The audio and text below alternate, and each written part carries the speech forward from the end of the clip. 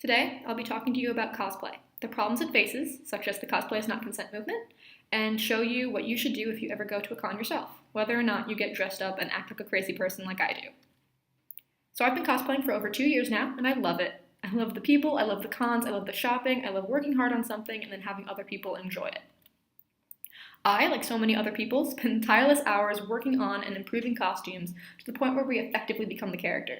Have you ever seen how many people it takes to create movie costumes? Cosplayers do all of those jobs and more. We are essentially one-man costume teams. Cosplayers are also warriors. In Waite's Queer Literacy Survival Guide, they say, when you're 8 years old and queer, you have to compose the world as you wish it were. You have to be an inventive reader. You have to fantasize more wildly. And that's exactly what cosplayers do.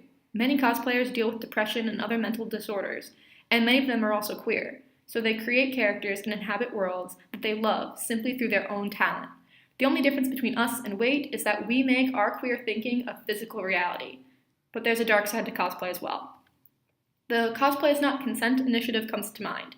Many characters, especially female ones, are somewhat provocative in design, leading to scanty cosplay. This seemed to lead people to believe it's okay to effectively grope cosplayers. Hint, it isn't, and the initiative led many jerks to come out of the woodwork. Even a male friend of mine has his own horror story of being groped at a con by a random passerby. It's not just sexual advances, though. Any sort of unwanted touching, hugging, or jumping without consent beforehand is a large problem in the cosplay community. And then there's pictures. A lot of people seem to think that it's okay to take our picture without asking. You might think, well, it's just a picture, who cares? Or, I'd take a picture if I saw someone in a costume. What's the big deal if I ask or not? Well, imagine people just taking pictures of you, regardless of what you're wearing. You don't know who they are, if this will be posted online, or what the intent is. True story, some pictures go up on fetish sites, and nobody wants that. Some people just don't want their picture taken. Shocking, I know. To illustrate just how bad these problems are, and to get photos for this presentation, I posted a request for just that to Cosplay Amino, an app for cosplayers, so people could give me their stories and cosplay photos. And I got an amazing and terrifying response. On a small app where maybe 10 responses is impressive, I got 31, not counting the ones in my private message. My post was even featured on the app's front page. The stories people shared were various and all disturbing, from a man flipping up a Batgirl's skirt to older men hitting on 13 to 16-year-old girls. One cosplayer even mentioned how men would bribe her to kiss them and ask her if her entertainment was for sale.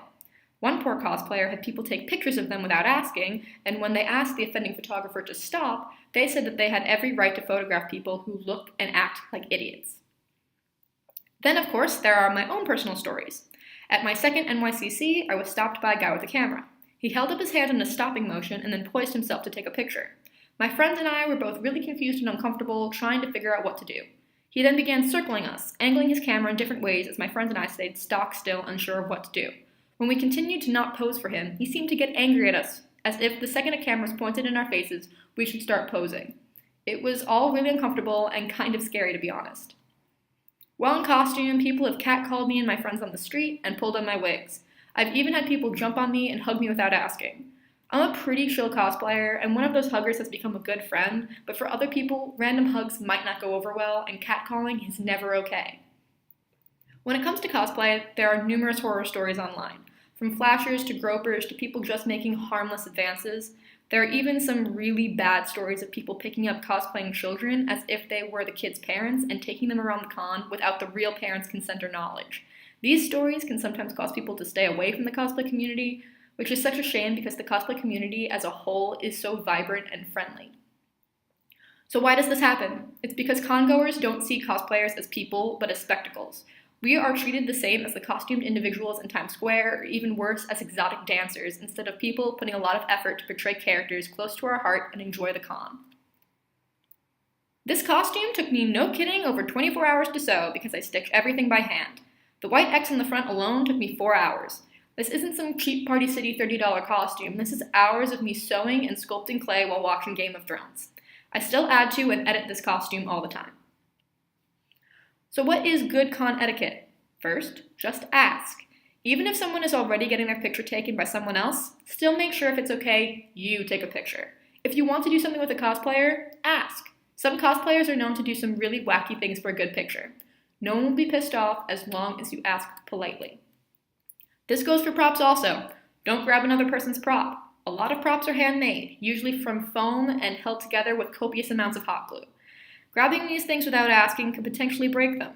I can't tell you how many times my Homestuck troll horns have broken, either by my own carelessness or by someone just being too rough with them. As a rule of thumb, even if something looks sturdy, treat it as if it was made of glass. Respect a cosplayer's decision. I'm usually really open to people taking my picture, but other people aren't. If someone says no to something, don't laugh it off and do it anyway. We aren't there for your entertainment. We are here because this is our hobby and something we like to do. We might be dressed as an orc rogue right now, but we are still human underneath all the layers of costume, makeup, and latex.